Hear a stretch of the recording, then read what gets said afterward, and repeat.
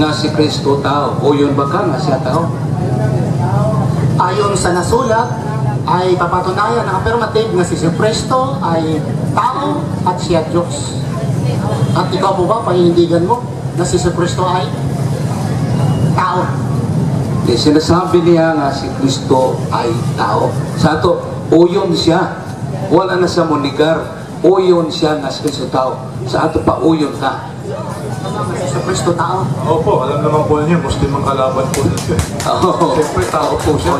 Uyon na siya, ha? Tao siya. Okay. Ano po, kasi kaya lang, ang burden ng proof, kayo po magpapatunay na siya po tao at the same time, Diyos.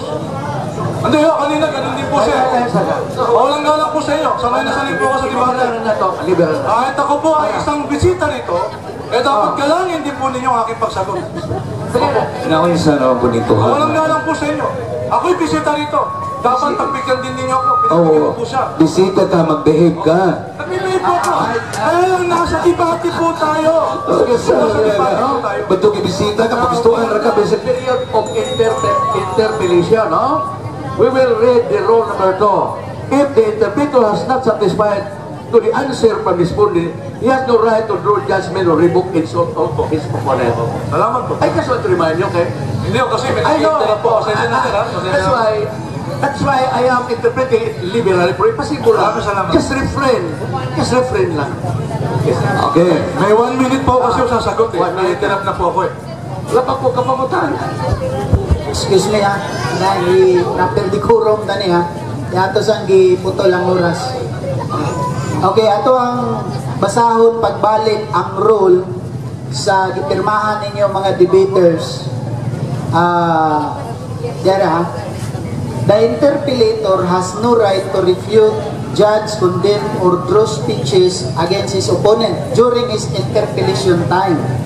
Now, ang role sa interpellator, mangutana ra, and then wait for the answer. Wait for the answer, the one who is interpellated.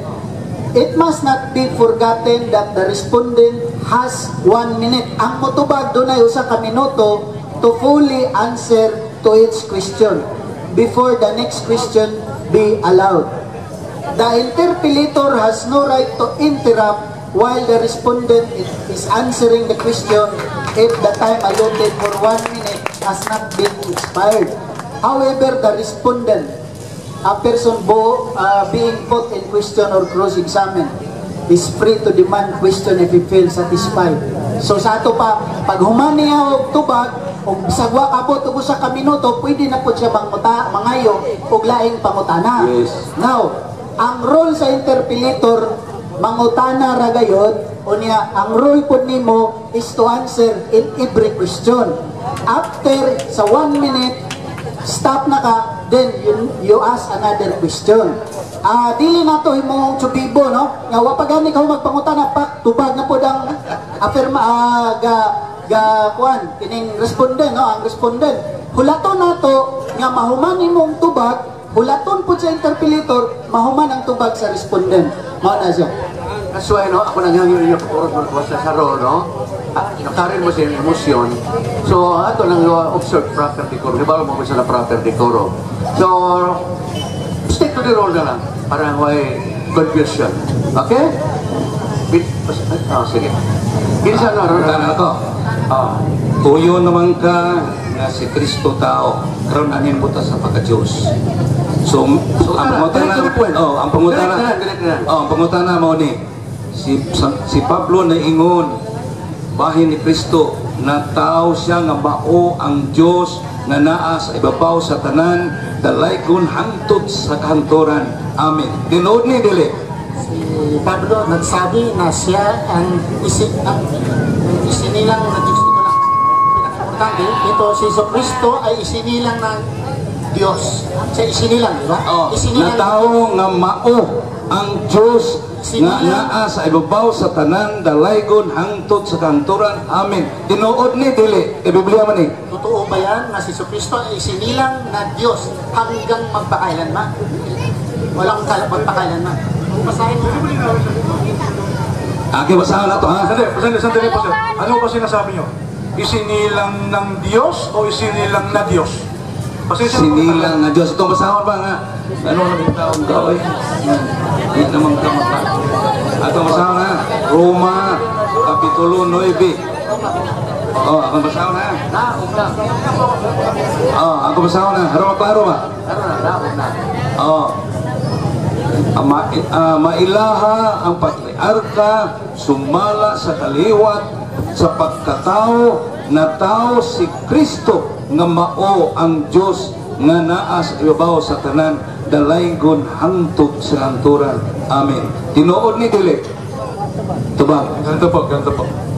Babasa, ano po, kasagot po.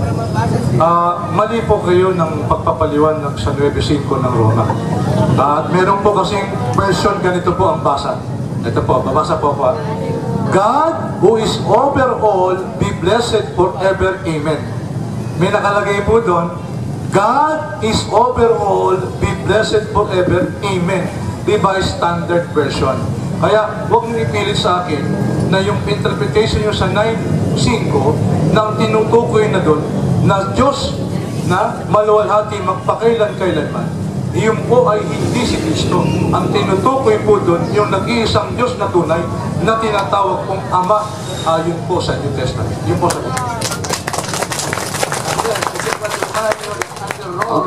Okay. If the interpreter has not satisfied to the answer for this moment, he has no right to draw judgment. What you're doing now, you're drawing judgment. Or revoke his or his order. Ayun, ako po yung answer. Okay, another question. Kinsa may nagsulti na kining Roma 9.5 sayop. Nga akong gibasa, kinsa may ningon sayop ni? Tuwag. Napag-aralan po natin yan eh.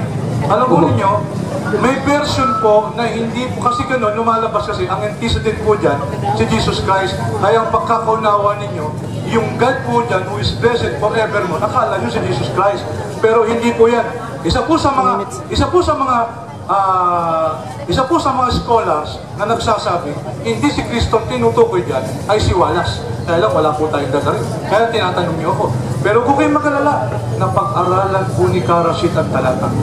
Napag-aralan po ni Karasit ang 9.5 ng Roma, napag-aralan po ni Karasit ang Hebreo 1.8, napag-aralan po ni Karasit ang unang Tito 2.13, napag-aralan po ni Karasit ang unang 1.5.20. Kaya wala na pong bago. Okay. Tayo na. Okay, wapa.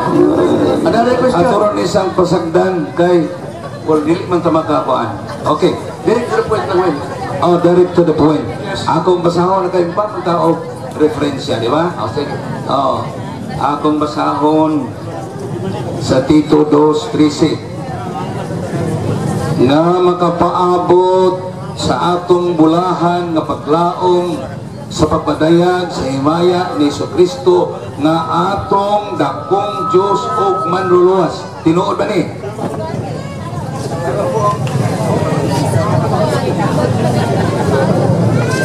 Tama ba ang sinasabi ni Mr. Labate? Sagot po ako. Apo. Hindi po. Hindi po. Hindi po siya ng pagkaunawa. Hindi po sagot ko. Kung ayaw mo doon, eh bali. Okay. That's correct. Okay, ito. Sakto sa'yo, ladies. Okay lang. Okay. Ayun na lang. Okay na lang kayo. Si Jesucristo, mabasawan sa Biblia, nagitintal sa siyawa. Niyan siya tubag ni Jesucristo. Jesus, ayaw tintala ang Ginoo nga imong Diyos. Question. Tinuod ni dili. Hindi ako Sige rin sa dili. Yung bang sinasabi ng Biblia na si Jesus ay Huwag niyo akong tuksoin, hindi ako makatindi. Kayo din Tagalog, hindi kayo nakakaintindi. Pero interpret mo din siya. Hindi raw ako makadili-dili raw ako eh. Hindi rin siya makaintindi ng Tagalog eh. Huwag niyo akong putyain. Siya ba niya? ang sinasabi ba dito na si Jesus ay he was tempted and he said that I am ayaw pagtintala ang Ginoo nga imong Dios, wag mong do not put your God into test. Is this right? Alam mo ninyo, ang nakalagay po, alam mo ninyo, ang sabi ho dito sa Mateo 4:10, lumayo pa Satanas sapagkat nasusulat, sa Panginoong Diyos mo lamang ikaw sasamba at siya lamang ang iyong paglilingkuran. Ang tinutukoy pong Diyos doon, hindi siya. Kasi tinukso nga siya eh. Tinukso siya ng demonyo. At ang demonyo, ayon sa Biblia, hindi po nila, ang Diyos, ayon po sa Biblia, hindi po nalalapitan ng demonyo. Eh kung Diyos si Kristo, dapat hindi siya nalapitan ng demonyo. Gusto mo dito, sumasagot po ako. Sabi po dito, hindi pwedeng matukso. Sabi sa Bible, Jesus was tempted by the devil. Therefore, He's not God. Why? Because God cannot be tempted. Sabi ko dito, huwag sabihin na sino mang kapag siya'y tinutukso, ako'y tinutukso ng Diyos. Sapagkat ang Diyos ay hindi natutukso. Yun po ang sabi sa Biblia. Kanina rin Galing kay Master Rodrigo. yes or no ang tanong ko sa'yo, hindi ka rin sumagot ng yes or no. Tubagon sa iya yes or no kung sasabi, explain. Aman na Andras, Juan. Oh. Tubag nga, tinuod ba ni nga giingon? Wala ako yung nga, wala man ko mag-interpretar. Asa raman ko. Isawi na, masawa na itong ruling. Kumita ng ruling. Stop sa amuras. Ang ruling, nagingon, na close questions as yes or no during interpellation is allowed. However, when the respondent is insisting to explain, he should be permitted without prejudice and allowed to explain. Okay, wala akong maanaw ka na ako That is during kung tubag ko sa yes or no, yung usa sa explain. Wala man tamo pa na. yung tubag ka yes or no ka na. Wala man sa matubag yes or no. Matubag ka na yes or no. Yung usa sa explain. Kaya sa Biblia na, you have to accept this yes or no. Wala ko mag-explain ha. Ikaw na pong nagbasa. Yes or no, and then explain why. If you answer no, explain. If you answer yes, explain. Mora na yan. Okay. Wala siya po explain.